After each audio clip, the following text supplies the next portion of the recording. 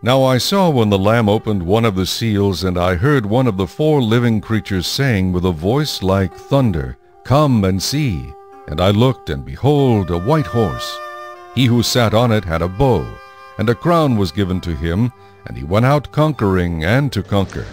Distinguished guests, on behalf of the United States and Russia, co-sponsors of the Middle East peace process, welcome to this great occasion of history and hope. Today, we bear witness to an extraordinary act in one of history's defining dramas, a drama that began in the time of our ancestors. Blessed are the peacemakers, for they shall be called sons of God. Jordan and the Mediterranean Sea.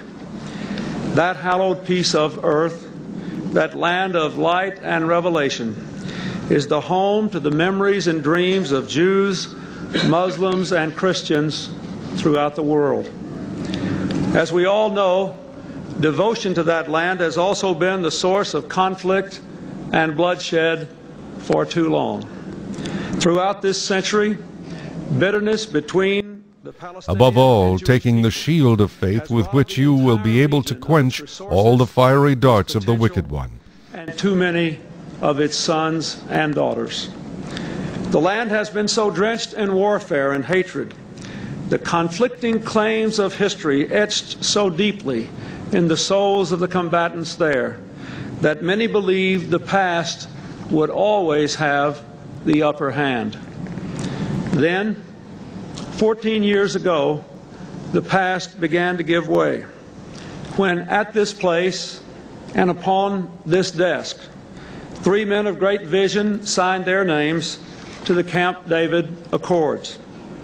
Today we honor the memories of Menachem Begin and Anwar Sadat, and we salute the wise leadership of President Jimmy Carter.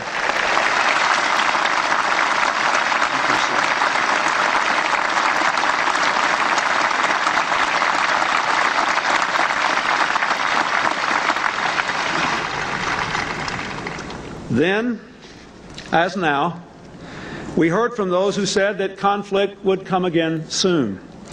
But the peace between Egypt and Israel has endured. Just so, this bold new venture today, this brave gamble that the future can be better than the past, must endure.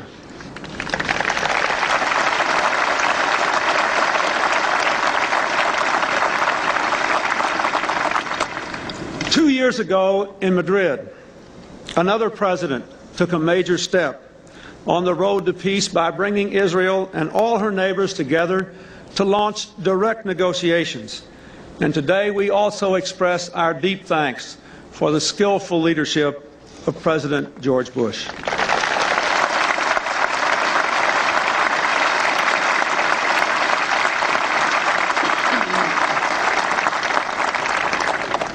Ever since Harry Truman first recognized Israel, every American president, Democrat and Republican, has worked for peace between Israel and her neighbors.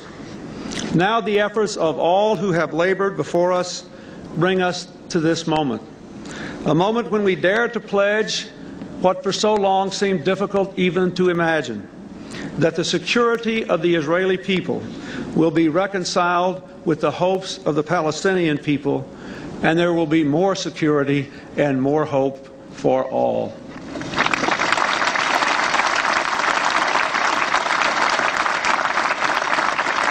Today, the leadership of Israel and the Palestine Liberation Organization will sign a declaration of principles on interim Palestinian self-government.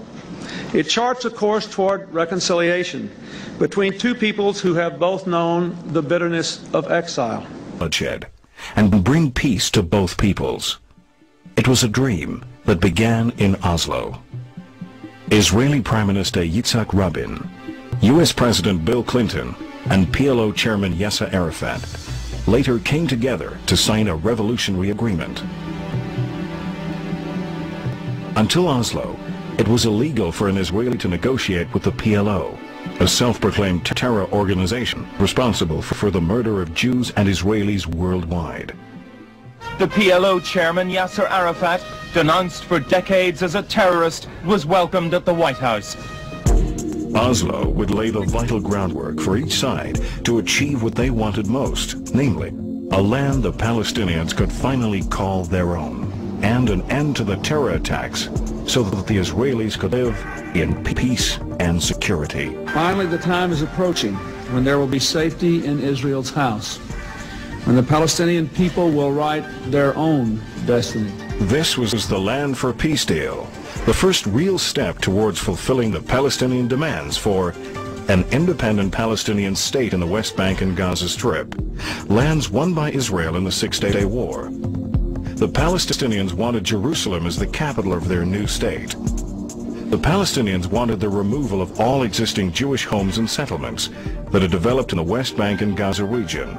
The Palestinians wanted to see the return to Israel proper of the descendants of the 600,000 refugees that had fled the country in the 48 and 67 wars. The Palestinians claimed that there were up to 4 million family members now eligible to make their home within the borders of Israel.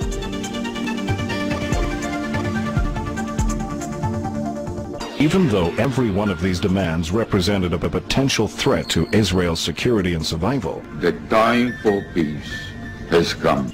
Israel was willing to trade land for peace. Before all the Palestinians' demands could be considered, there needed to be a true sense of trust between the two peoples, and the Oslo Accords were designed to achieve just that. But I have a few things against you, because you have there those who hold the doctrine of Balaam, who taught Balak to put a stumbling block before the children of Israel,